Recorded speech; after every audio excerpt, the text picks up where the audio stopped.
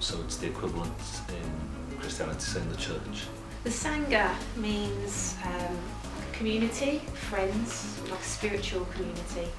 So although a lot of Buddhists spend a lot of time meditating and it's like being on your own, you need to be around other people to help encourage you to develop your meditation and to help you stay on the Buddhist path. A Buddhist would join the Sangha in terms of becoming ordained as an order member, a monk or a nun, to further their commitment to practicing Buddhist teachings, because they found genuine happiness in the Dharma and they want to let go of other parts of their life that maybe don't lead to happiness. And they do that with a genuine faith and a genuine commitment, which allows them to simplify their experience and to work on the mind and to become happier.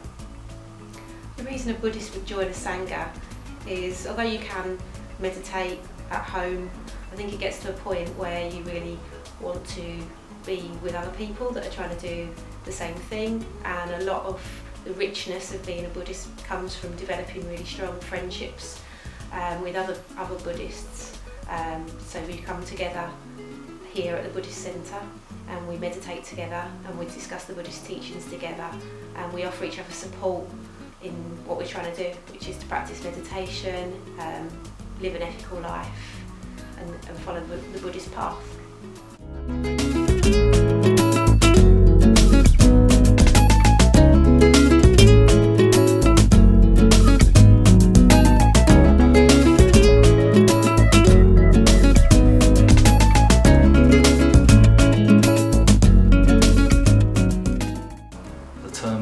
Karma is often misunderstood, and we think of it as reward and punishment for things that we do, and actually karma means action.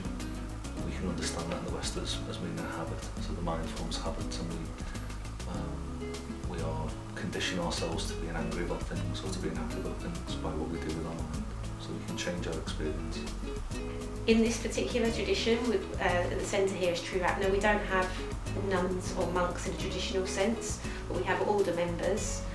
So they're ordinary people that have decided to become ordained, and they do that at a point where they've decided they really want to make Buddhism and their spiritual practice right at the centre of their life, and it's the most important thing.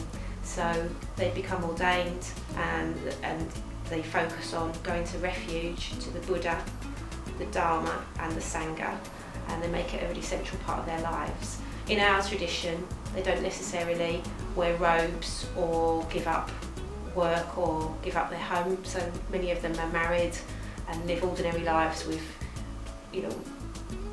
day jobs, but they've decided to put Buddhism and their practice right at the heart of everything they do. In many different traditions of Buddhism is to become celibate and to take a set of quite strict vows and to live in a monastic community.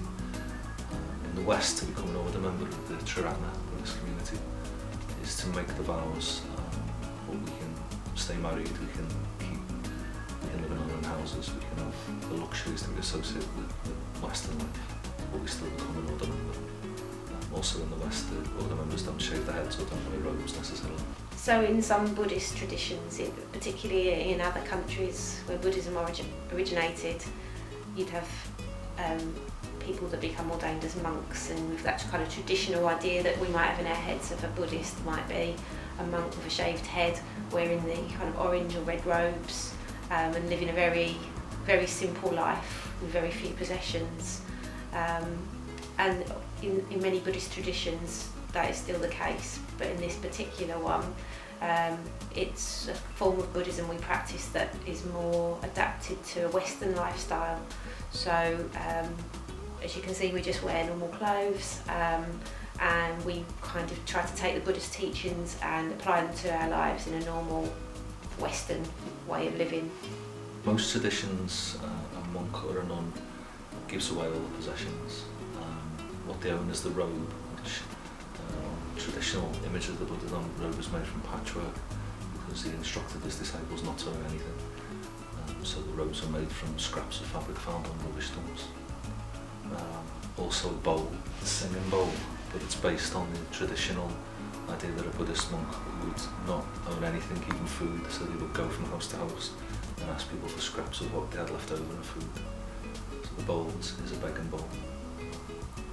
And in some traditions, Buddhist monks also carry parasols, which is a symbol for protection,